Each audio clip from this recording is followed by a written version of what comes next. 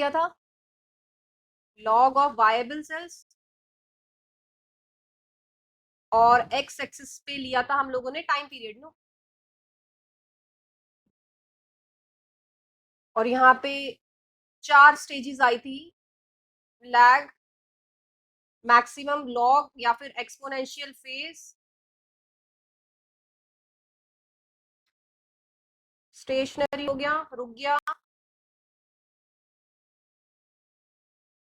और लास्ट में डिक्लाइन या फिर डेथ फेज भी बोल सकते हो उसको। तो ये तो हम पढ़ चुके हैं, लगातार पढ़ते आ रहे हैं। तो 4 फेजेस हो गई जब माइक्रोब्स की ग्रोथ होती है। और यहाँ पे हम एक एक्सपेरिमेंट, हाइपोथेसिस, साइंटिस्ट लोग हैं, हम लोगों ने हाइपोथेसिस बना ली, दवाई बना रहे हैं हम, यहाँ पे ड्रग बना रहे हैं। और आधे बच्चे बना रहे हैं इथेनॉल, मतलब अल्कोहल, अल्कोहल कुछ भी बना लीजिए, बियर, वाइन, जो भी मन करे आप लोगों का। और कुछ बना रहे हैं एंटीबायोटिक, अलग अलग माइक्रोब्स, अलग अलग products, substrate used, anaerobic respiration, which is fermentation, and we get a graph.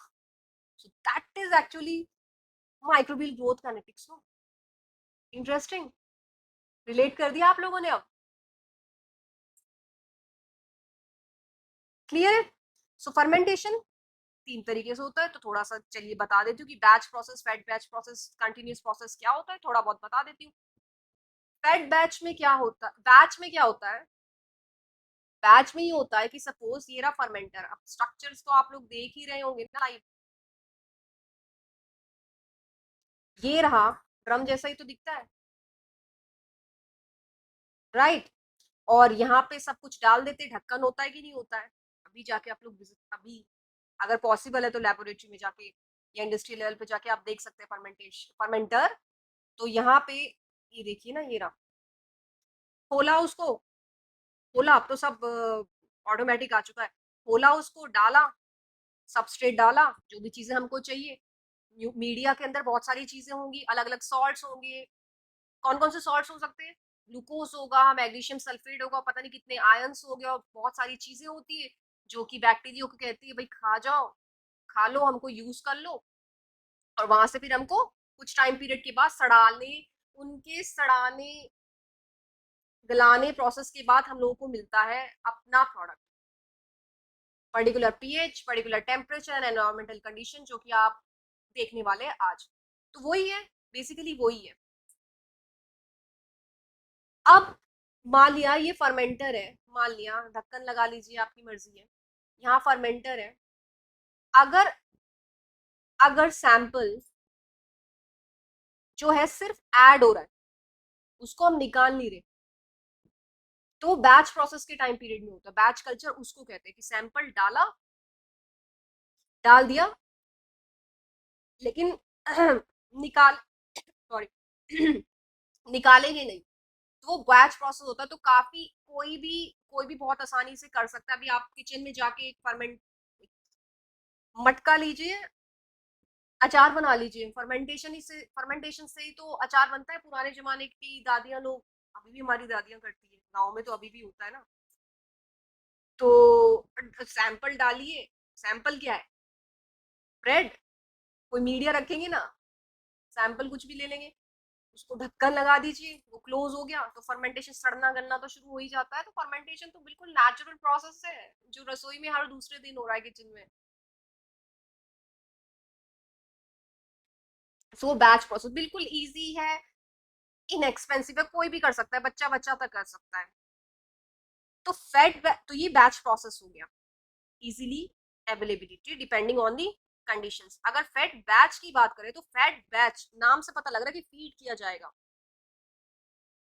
मान लिया यहाँ पे 20 लीटर का सैंपल था, मान लिया, पानी लिक्विड, लिक्विडफाई फॉर्म में ले रहे हैं, तो फेड बैच में अमाउंट उतना ही होगा, लेकिन तोड़ तोड़ के होगा। तो दो दो दो दो करके, 2 लीटर, 2 लीटर, 2 लीटर, 2 लीटर, तो रुक रुक के ऐड करते हैं, रुक रुक के ऐड करते हैं।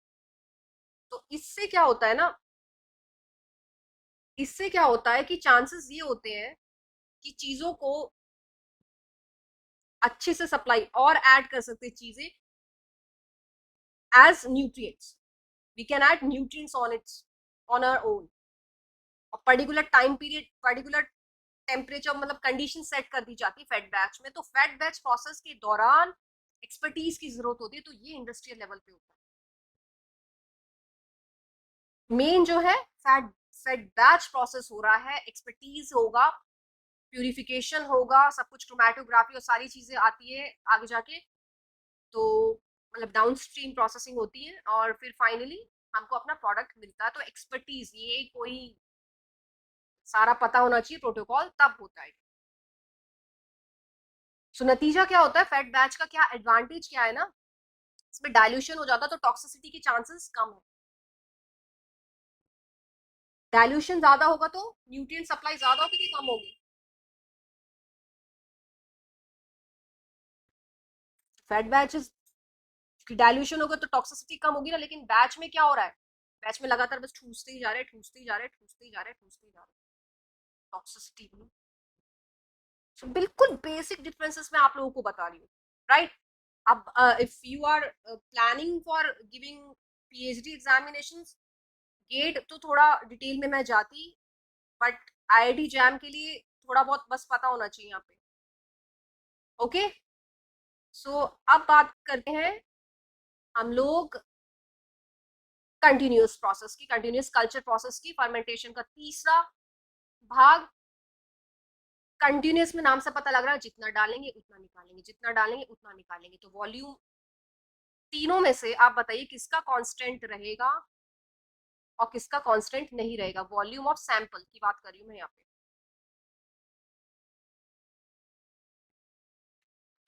किसका रहेगा किसका नहीं रहेगा, तो बिल्कुल बेसिक्स क्लियर है। तो हमारे बैक्टीरिया चीजों को खा रहे हैं, पी रहे हैं और उनको यूटिलाइज, एक्चुअली हमको तो प्रोडक्ट्स मिल रहे हैं अपने, इथेनॉल, एंटीबायोटिक्स, प्रोटीन्स, और जो भी हम बनाना चाहे ना, साइंटिस्ट लोग यही करते हैं, रिसर्चर्स। लेकिन वो क्या कर रहे हैं, वो मीडिया को, वो न्यूट्रिएंट्स को यूटिलाइज कर रहे हैं अपनी एनर्जी के लिए, ग्रोथ के लिए, मेटाबॉलिक प्रोसेसेस के लिए। तो फेंक रहे हैं फालतू चीजें, हम लोग को दे रहे हैं। उनके लिए तो वैसी है ना, लेकिन हमारे लिए कितना इंपॉर्टेंट है। तो जिसकी वजह से बैक्टीरिया की क्या हो रही है, ग्रोथ हो रही है। बैक्टीरिया की ग्रोथ हो रही है, उनका साइज, सेल साइज बढ़ रहा है, उनमें सेल डिविजन्स हो रहे हैं, और हमको ये स्मार्ट सी ग्राफ मिलती है। किसकी?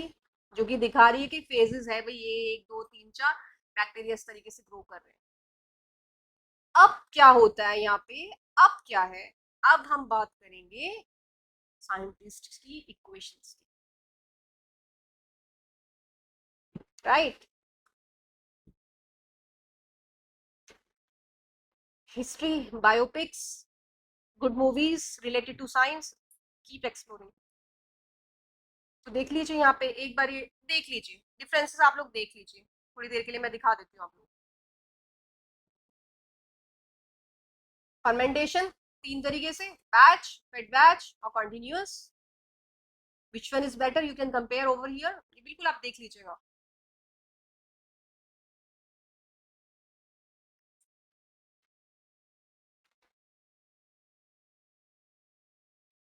ओके, बेसिक्स मैंने आपको बता दी।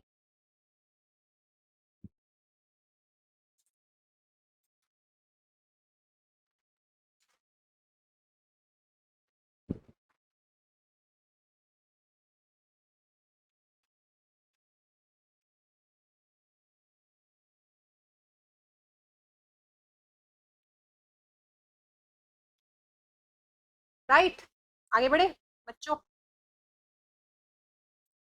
टॉक्सिन्स के बाद फर्मेंटेशन हम लोग, अच्छा अच्छा, ओ, एक्सपेरिमेंट तो चल रहा है, आधे बच्चे तो बना रहे हैं, वाइन बियर बना रहे हैं, और आधे बच्चे एंटीबायोटिक बना रहे हैं, देखिए तो चल रहा है।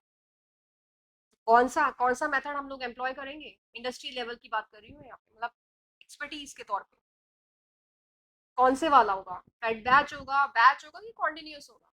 और इनोकुलम साइज और सैंपल और कॉन्सेंट्रेशन का क्या लेना देना है, प्रैक्टिकली डाइल्यूशन कैसे करते हैं, तो सारी एक्सपेरिमेंटल चीजें हो गई,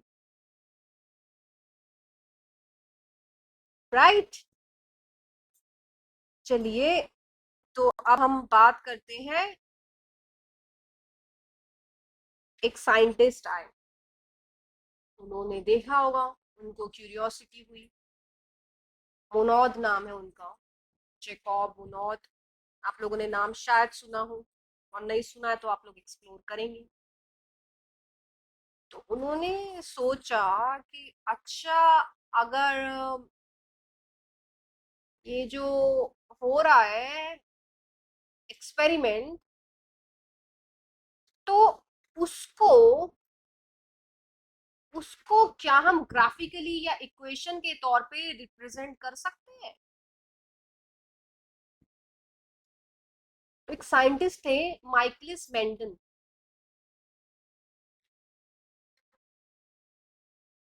इन्होंने अपनी एक इक्वेशन दी।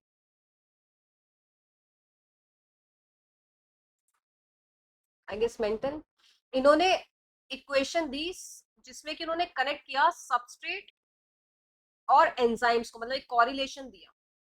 तो उस दौरान, उस टाइम पीरियड, मतलब उसके बाद मोनोद ने ये सोचा कि हाइपोथेसिस और रिसर्चेस देखते हुए ना साइंटिस्ट लोग यही इसको आगे बढ़ाते हैं, या फिर उसको आर्ग्यू करते हैं, या फिर वो कंट्रोवर्शियल डिबेट हो जाती है। तो बाय डिफॉल्ट, बाय मिस्टेक बहुत सारी चीजें जो है वो सक्सेसफुल हो जाती है ना, by default, as in they are actual scientist. ये नहीं कि कुछ भी कर लो, और अगर कुछ भी हो रहा है सपोज, तो उसको प्रूव करने के लिए सोचिए आप लोग, चलिए कुछ भी कर रहे हैं, कोई नई चीज बन रही है, लेकिन उसको प्रूव भी तो करोगे भाई ये मैंने नई चीज बना ली। अब इससे मुझे ध्यान आ रहा है, एक साइंटिस्ट थे, उन्होंने माइक्रोबायोलॉजिस्ट थे, उन्होंने ये प्रूव करने के लिए कि ये पर्टिकुलर बीमारी होती है, तो पूरा सैंपल ही पी लिया, बिकॉज नोबडी वाज लाइक नहीं ऐसा नहीं हो सकता, इससे ये सिम्टम नहीं होता इससे।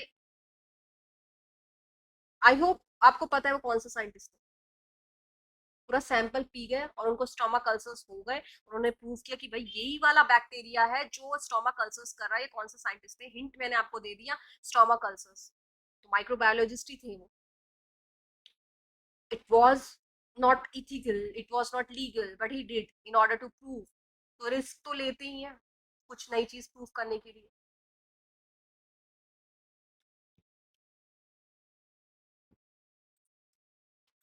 ओके, तो मोनोद आए और उन्होंने कहा कि अच्छा, तो सबस्ट्रेट और एंजाइम्स के बीच की कहानी ये है, तो एक इक्वेशन मैं भी दे देता हूँ। और उन्होंने अपनी एक इक्वेशन दी 1942 में, आई गेस 1900s में ये चला था रिसर्च का। और इक्वेशन उन्होंने जो दी वो ये दी कि अगर अगर हम लोग माइक्रोब को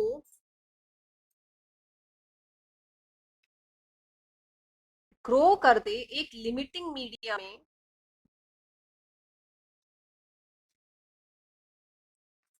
लिमिटिंग है कॉन्सेंट्रेशन सबस्ट्रेट की,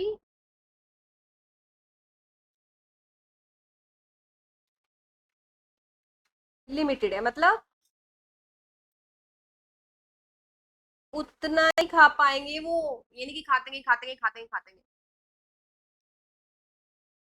तो लिमिटेड है।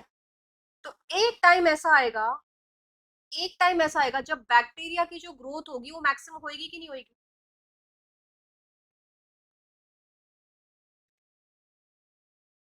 रिलेट कर रहे हैं आप लोग। और अगर मैं आप लोगों से ये बोलूं, क्या इसको मैं उन चार जो फेजेस है जो कि बैक्टीरिया की ग्रोथ को रिप्रेजेंट कर रहे हैं, वो जो काइनेटिक्स जो कर्व आ रहा था, उसमें कौन से फेज में फेज आउट ऑफ 4 फेजेस में ग्रोथ मैक्सिमम होती है बैक्टीरिया की, बताइए। तो रिलेट कर सकते हैं दोनों को। तो दो इक्वेशंस आई थी, एक मोनोड की इक्वेशन थी माइक्रोब से जिन्होंने रिलेट की थी माइक्रोबियल ग्रोथ से, और एक और इक्वेशन आई थी जिसको बोलते हैं exponential growth equation. Basics, right. तो ग्राफिकल रिप्रेजेंटेशन तो वही आएगा ना। तो सपोज चलिए मान लेते हैं ये ले ली हम, उन्होंने कहा कि अच्छा ये रहा सबस्ट्रेट, लिमिटेड सबस्ट्रेट है हमारे पास, और मैं क्या कर सकता हूँ उस बेसिस पे माइक्रोबियल जब माइक्रोब्स जब अपनी ग्रोथ दिखा रहे हैं तो उसको कनेक्ट कर सकता हूँ स्पेसिफिक ग्रोथ रेट से, मैक्सिमम स्पेसिफिक ग्रोथ रेट से, और उस बेसिस पे एक फॉर्मूला निकल के आया जो उन्होंने दिया, mu equals mu max S, bracket में क्या लिखते हैं कॉन्सेंट्रेशन के एस प्लस एस। सो ये निकल के आई Monod equation.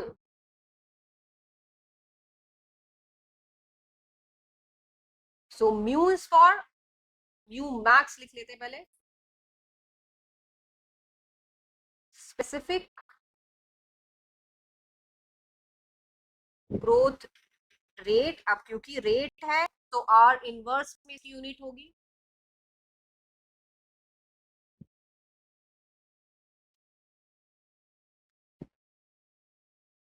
Units are important. Mu is growth rate, this is maximum, maximum specific growth rate, mu is growth rate, specific growth rate, same unit. Bracket में एस है, bracket में क्यों किया गया तो कॉन्सेंट्रेशन ऑफ लिमिटेड सबस्ट्रेट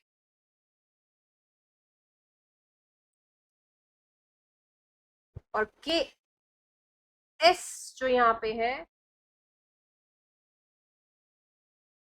वो constant है,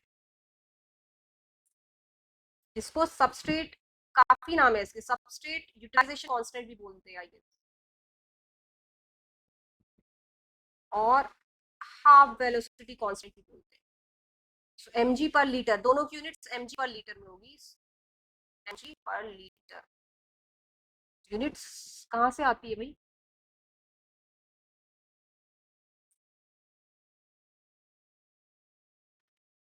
देखिए एक बार,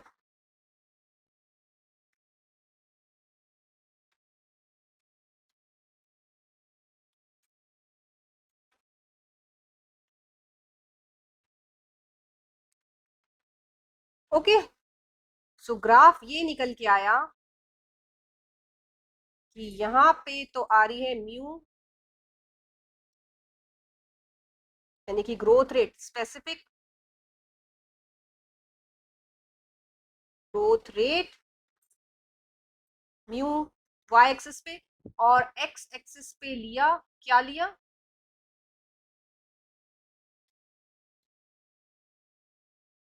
कॉन्सेंट्रेशन ऑफ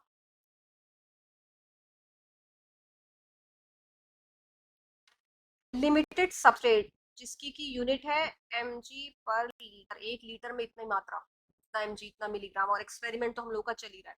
तो क्या आ गया, ऐसे ऐसे ऐसे ऐसे ही तो आएगा, ये यूज हुआ जब तक स्टेट था, यूज हुआ, उसके बाद में स्टेगनेंसी, उसके बाद में रुक जाएगा ना, इस तरीके से ग्रोथ आ रही है, राइट, लाइक दिस।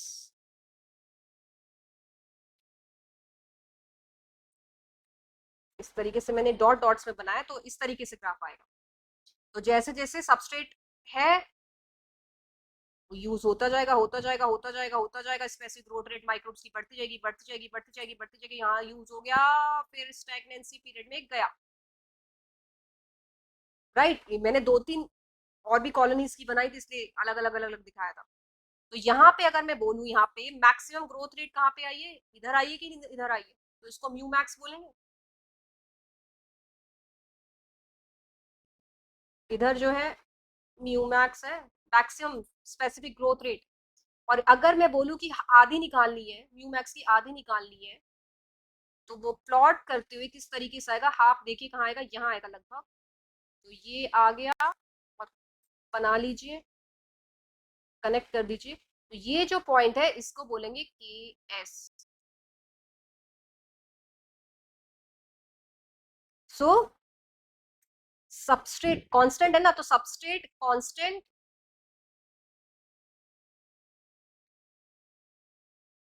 फॉर, और भी क्या लिख सकते हैं, के एस को सबस्ट्रेट कांस्टेंट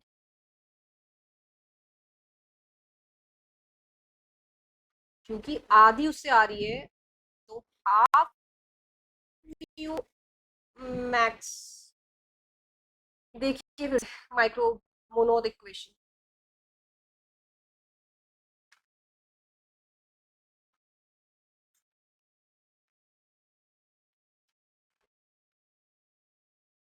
क्लियर है? आगे बढ़े, आगे बढ़े। सो ये आ गई Monod equation, important formula mark.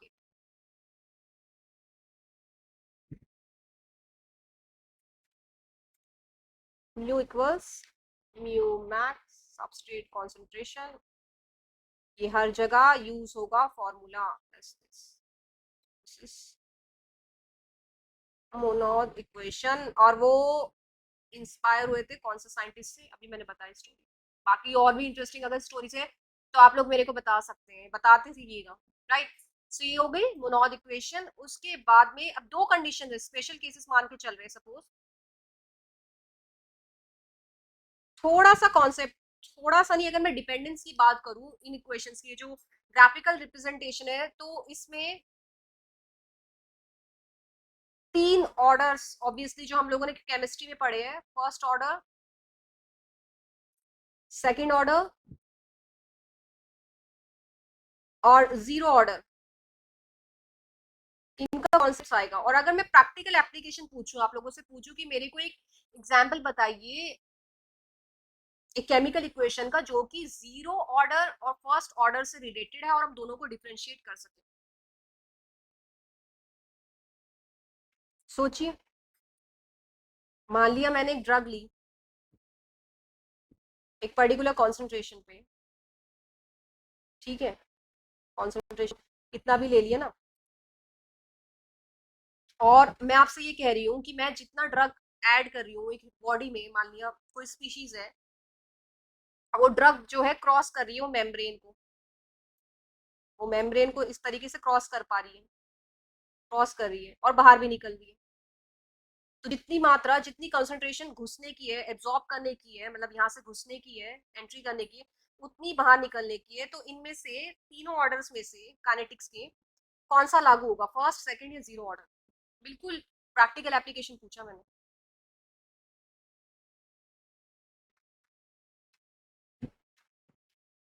Clear?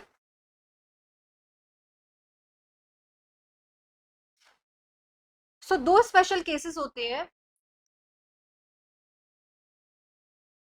एक जब सबस्ट्रेट की कॉन्सेंट्रेशन बहुत बहुत ज्यादा होगी ए एस से, और दूसरी जब सबस्ट्रेट की कॉन्सेंट्रेशन कम होगी इस कांस्टेंट से। ये मान के कर सकते हैं ना, स्पेशल केस ऐसा हो सकता है ना, सबस्ट्रेट की कॉन्सेंट्रेशन सबसे ज्यादा कब होगी, इनिशियल स्टेजेस पे हो रही है, प्रैक्टिकली सोच रहे, एक्सपेरिमेंट चल रहा है हम लोगों का। तो उस टाइम पीरियड में अगर मैं आप लोगों से बोलूं कि मैक्सिमम ग्रोथ रेट तो नहीं हो रही है, मैक्सिमम ग्रोथ नहीं दिखा, जब जितना ज्यादा सबस्ट्रेट है, खा पी रहे हैं, मजे आ रहे हैं बैक्टीरिया के, तो जितना खाना उतना सेल डिवीजन, उतना सेल का साइज बढ़ रहा है, तो मैक्सिमम ग्रोथ ही तो दिखा रहे हैं। तो मैक्सिमम जब ग्रोथ दिखा रहे हैं, एक पर्टिकुलर चीज बन रही है, उसका एक बायोमास है, बायोमास है, एक चीज बन रही है ना। यहाँ पे मैं आप लोगों को बताना चाहूंगी, ये जो चार फेजेस होते हैं, चार फेजेस जो है बैक्टीरिया की जो ग्रोथ के, और जब प्रोसेस चल रहा है, मान लिया फर्मेंटेशन चल रहा है, मतलब हम लोग एंटीबायोटिक बना रहे हैं, तो यहाँ पे मैं आप लोगों को बताना चाहूंगी कि पेनिसिलिन कोई ड्रग है और उसको हटानी है, उसको हम लोगों को बाहर निकालना, तो कौन से फेज में बनेगी, स्टेशनरी फेज में बनेगी। Lag phase, log phase, stationary phase, decline phase. तो स्टेशनरी फेज के दौरान हम लोगों को अपना ड्रग ऑफ इंटरेस्ट मिलेगा, हम जो भी बनाने की कोशिश कर रहे हैं। ओके,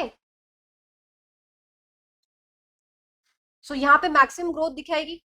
एक चीज बन गई, एक प्रोडक्ट बन गया, उसका बायोमास बन गया, एक चीज हमको मिल गई, उसका बायोमास नंबर आएगा। मान के चलते हो बायोमास नंबर एक्स है, मान के चल लेते, राइट। इसी तरीके से,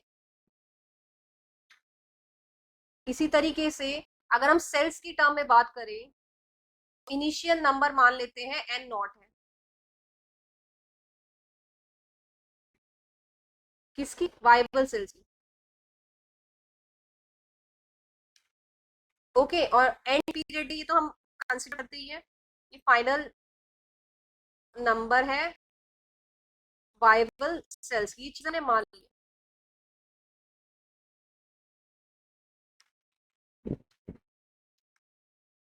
ओके,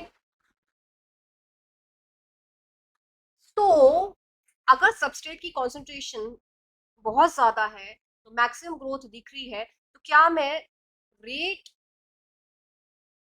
ऑफ बायोमास निकाल सकती हूँ?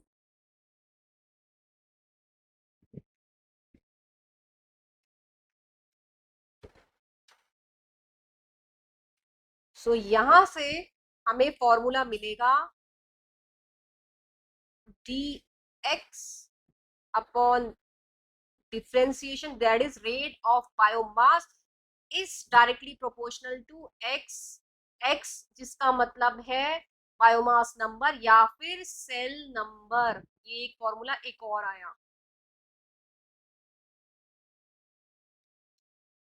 तो एक फॉर्मूला ये हो गया,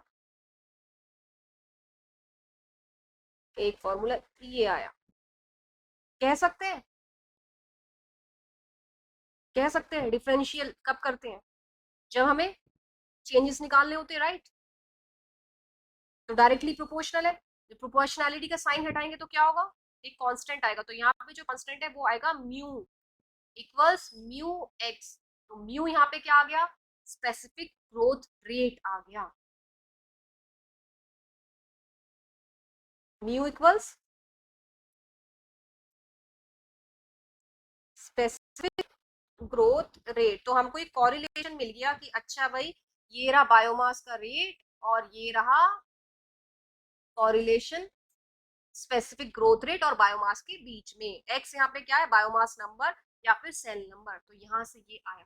और जब मैक्सिमम ग्रोथ दिखा रहे हैं बैक्टीरिया, तो उस दौरान वो कौन से फेज के दौरान हो रहा होगा, एक्सपोनेंशियल फेज में हो रही है ना मैक्सिमम ग्रोथ। तो यहाँ से हम मैक्सिमम, यहाँ से हम एक्सपोनेंशियल ग्रोथ इक्वेशन भी तो निकाल सकते हैं, यहीं से तो आएगी वो,